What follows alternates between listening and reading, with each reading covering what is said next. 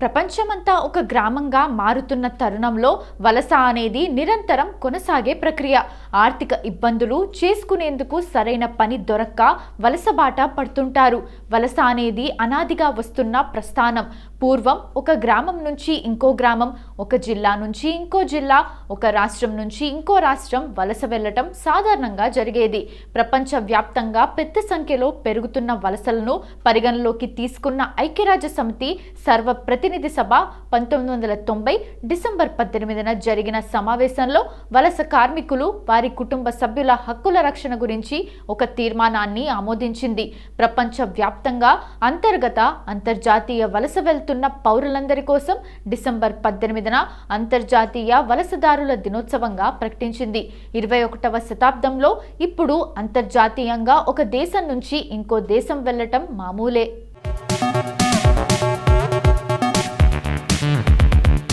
ఇప్పుడు పరిస్థితులు మారిపోతున్నాయి. బస్సెక్కి వెళ్ళొచ్చినంత సులువుగా విదేశాలు వెళ్ళి రావటం, చాలా మంది విదేశాల్లో స్థిర నివాసం ఏర్పరచుకుంటున్నారు.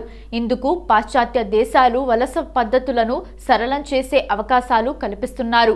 1990 దశకంలో మొదలైన కంప్యూటర్ రంగ నిపుణులతో వలసలు ఎన్నో రేట్లు పెరిగాయనే చెప్పాలి.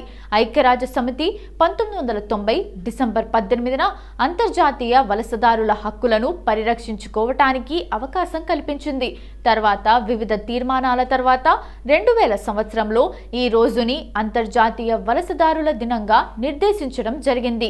ఆస్ట్రేలియా, న్యూజిలాండ్ దేశాల్లో గత 2 దశాబ్దాలుగా ముఖ్యంగా కంప్యూటర్ రంగం సేవా పరిశ్రమగా తీర్చిదిద్దుతున్న భారతీయులకు, మన తెలుగు వారికి ఎక్కువ అవకాశాలు అందిరావటం జరిగింది.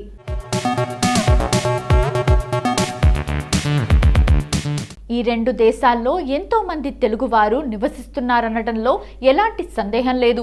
వలసలు లేకపోతే మానవాళి నేడున్న విధంగా భూగోళమంతా విస్తరించి ఉండేది కాదు.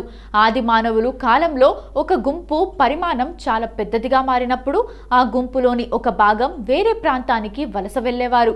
అందువల్ల మానవ నాగరికత వికాసానికి కూడా ఈ వలసలు కారణమని చెప్పొచ్చు. ఒక ప్రాంతం నుంచి మరో ప్రాంతానికి నదులు, సముద్రాలు, అడవులు దాటి కూడా వెళ్ళటానికి ఈ వలసలు దారితీశాయి. బహుశా దీని నుంచే కొన్ని ఊళ్ళ పేర్లకు చివర వలస, ఊరు అనే పదం వచ్చి ఉంటుంది. తగరపు వలస, ఆమదాల వలస, కొత్తూరు, పాతూరు వంటి పేర్లు అలాగే వచ్చుండొచ్చు.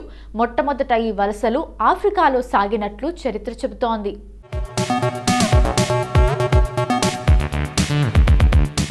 తెల్లవారి జనాభా బాగా పెరిగిపోవటంతో అనేక ప్రాంతాలకు వలసలు వెళ్ళి అక్కడి మూలవాసులను తరిమేసి, కొన్ని సందర్భాల్లో చంపేసి కూడా తమ ఆవాసాలను ఏర్పరచుకున్నారు. అమెరికా, ఆస్ట్రేలియా, న్యూజిలాండ్ వంటి అనేక దేశాలు అలా ఏర్పడినవే. ఆయా ప్రాంతాల్లోని సహజ వనరులను దోచుకునేందుకు ఈ వలసలు జరిగాయి. ఆఫ్రికాలోని వజ్రాలు, బంగారు గనులను తెల్లవారు ఆక్రమించుకొని అక్కడి మూలవాసులను వాటిల్లో పనిచేయించిన వైనం మనకు తెలుసు. వలసలు కేవలం మానవులకు పరిమితం కాదు. జంతువులు, పక్షులు, సీతాకోక చిలుకలు, క్రిమి కీటకాదులు కూడా వలస వెళ్తుంటాయి. ఎక్కడో సైబీరియా నుంచి అనేక రకాల పక్షులు మన దేశంతో పాటు అనేక దేశాలకు ప్రతి సంవత్సరం వలస వచ్చి ఇక్కడ పిల్లలను పొదిగి తమ సంతతిని వృద్ధి చేసుకొని తిరిగి వెళ్లడం కనిపిస్తుంది.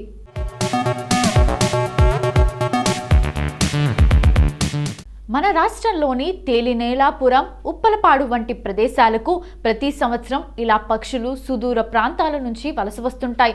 కొన్ని సముద్ర జీవజాతులు ఇలా ప్రతిరోజు వేరే ప్రాంతాలకు వలస వెళ్లి సాయంత్రానికి తిరిగి తమ నివాస ప్రాంతానికి చేరుతున్నట్లు పరిశోధనల్లో వెల్లడైంది. పెట్టుబడిదారీ సమాజ ఆవిర్భావంతో అనేక దేశాలను వలసలుగా చేసుకునే పరిస్థితి వచ్చింది.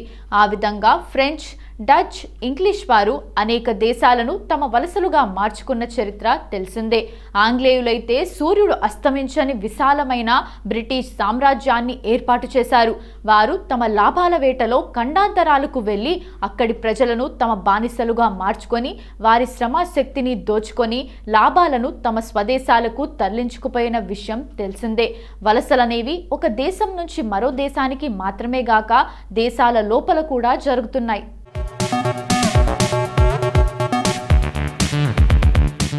మన దేశానికి స్వాతంత్రం లభించిన సమయంలో ఇలా ప్రజలు ఒక ప్రాంతం నుంచి మరో ప్రాంతానికి, భారత్ నుంచి పాకిస్తాన్కు, పాకిస్తాన్ నుంచి భారత్కు తరలి వెళ్లే క్రమంలో పెద్ద సంఖ్యలో శరణార్థులు మరణించడం, చంపేయడం జరిగింది.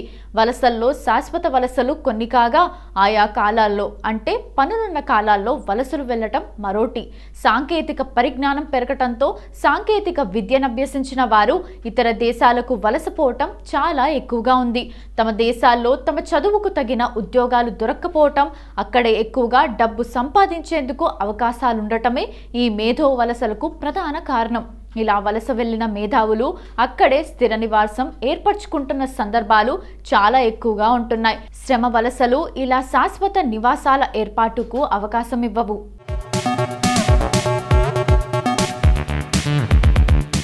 ఇప్పటి వరకు అంతర్జాతీయ వలసదారుల దినోత్సవం గురించి మనకు తెలియని కొన్ని ఆసక్తికరమైన నిజాలు తెలుసుకున్నాం కదా. మరి డిసెంబర్ 18వ తేదీన ఒక్కసారి చరిత్రలోకి వెళ్ళి చూస్తే ఎంతో మంది ప్రముఖుల జన్మాలు జరిగాయి. మరి ఒక్కసారి చరిత్ర పుటలోకి వెళ్ళి నేడు జన్మించిన ప్రముఖులు ఎవరో తెలుసుకుందాం రండి.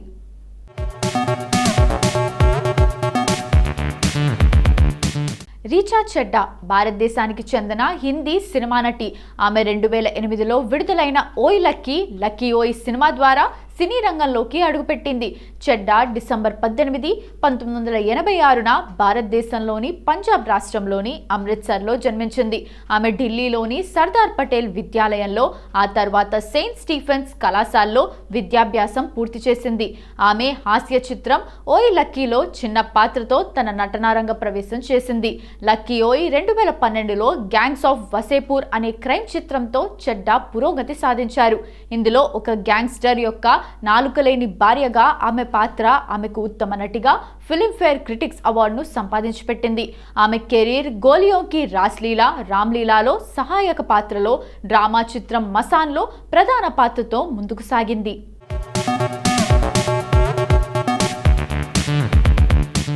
విజయ్ విఠల్ మాల్యా ఒక భారతీయ వ్యాపారవేత్త, రాజకీయ నాయకుడు. విజయ్ మాల్యా ఎన్నో ఆర్థిక నేరాలకు పాల్పడ్డాడు. భారతదేశంలో ఆర్థిక నేరాలు ఎదుర్కొంటున్న విజయ్ మాల్యాను ఇంగ్లాండ్ ప్రభుత్వం విజయ్ మాల్యాను భారత ప్రభుత్వంకు అప్పగించే ప్రయత్నంలో ఇంగ్లాండ్ ప్రభుత్వం ఉంది. మద్యపానీయాల వ్యాపారంలో ఉన్న ఒక వ్యాపారవేత్త కుమారుడు మాల్యా భారతదేశంలో అతిపెద్ద స్పిరిట్స్ కంపెనీ యునైటెడ్ స్పిరిట్స్ మాజీ చైర్మన్, మద్యపానంతో సహా ఆసక్తులతో కూడిన భారతీయ సమ్మేళనమైన యునైటెడ్ బ్రూవరీస్ గ్రూప్ చైర్మన్ గా కొనసాగుతున్నారు. విజయ్ మాల్యా కర్ణాటకలోని మ్యాంగ్లూరులోని బంట్వాల్కు చెందిన ప్రముఖ వ్యాపారవేత్త.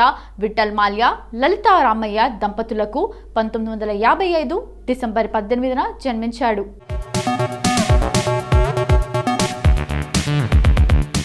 నిహారిక కొనిదెల తెలుగు సినిమా నటి, ప్రముఖ నటుడు, నిర్మాత, టీవీ యాంకర్ అయిన నాగేంద్ర బాబు కూతురు. నిహారిక నటి కంటే ముందు డి జూనియర్స్ అనే డాన్స్ రియాలిటీ షోకు యాంకర్గా వ్యవహరించింది. అటు తర్వాత ముద్దపప్పు ఆవకాయ అనే షార్ట్ ఫిల్మ్లో కథానాయికగా నటించింది. జూన్ 2016లో విడుదలైన ఒక మనసు అనే చిత్రం ద్వారా తెలుగు సినిమా నటిగా తెరంగేట్రం చేసింది. ఆమె తెలుగు సినిమాకు తెరంగేట్రం చేసే ముందు టెలివిజన్లో వ్యాఖ్యాతగా పనిచేశారు. ఆమె తెలుగు టెలివిజన్ ఛానల్ ఈటీవీలో నిర్వహించబడిన తెలుగు డాన్స్ రియాలిటీ షోలు అయిన డి జూనియర్స్ 1, డి జూనియర్స్ 2లకు యాంకర్గా పనిచేసింది. ఆమె తెలుగు భాషలో వెలువడిన లఘు చిత్రం ముద్దపప్పు ఆవకాయలో నటించారు, నిర్మించారు. ఈ సిరీస్ యూట్యూబ్లో రిలీజ్ అయింది. ఇది ప్రేక్షకులను విశేషంగా ఆకట్టుకుంది. 2015 సెప్టెంబర్ చివరిలో ఆమె ఒక మనసు చిత్రంలో నటించినందుకు సంతకం చేశారు. ముద్దపప్పు ఆవకాయ లఘు చిత్రంలో ఈ నగరంలో పెరిగిన ఈ తరం అమ్మాయిల జీన్స్ ప్యాంట్లు వేసుకొని చేసిన పాత్రలో నిహారిక ఒదిగిపోయింది. ఒక మనసులో పక్కింటి అమ్మాయిలాగా చుడిదార్లు, చీరలు కట్టి మెప్పించి అన్ని రకాల పాత్రలు చేయగలదని నిరూపించుకుంది. నిహారిక కొనిదెల డిసెంబర్ 18, 1993న హైదరాబాద్లో జన్మించారు.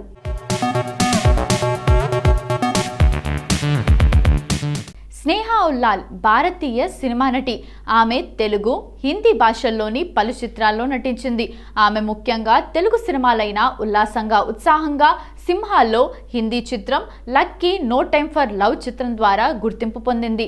స్నేహా ఉల్లాల్ ఒమన్లోని మస్కట్లో 1985 డిసెంబర్ 18న జన్మించింది.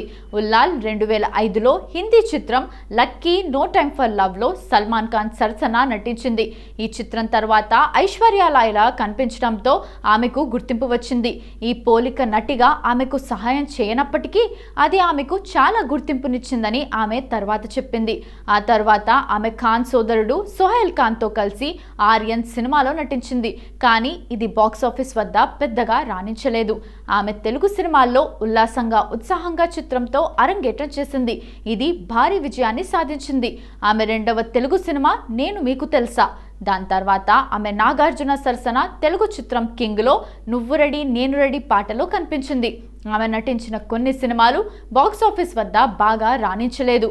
కానీ ఆమె 2010లో విడుదలైన సింహాలో బాలకృష్ణ సరసన నటించింది.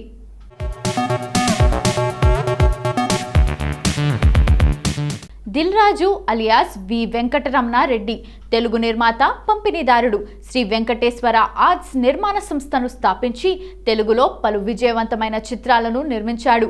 ఇతను నిర్మించిన మొదటి చిత్రం పేరు మీద ఇతడు దిల్ రాజుగా పేరుగాంచాడు.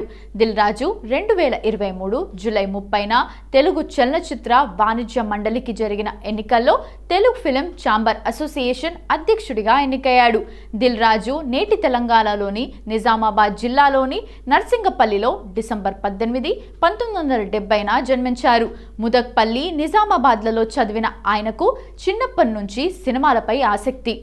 తర్వాత హైదరాబాద్కు వెళ్లి సోదరులతో కలిసి ఆటోమొబైల్ వ్యాపారం చేశాడు. అతను 1990లో పెళ్లిపందిరి చిత్రంతో చలనచిత్ర పంపిణీలోకి ప్రవేశించాడు.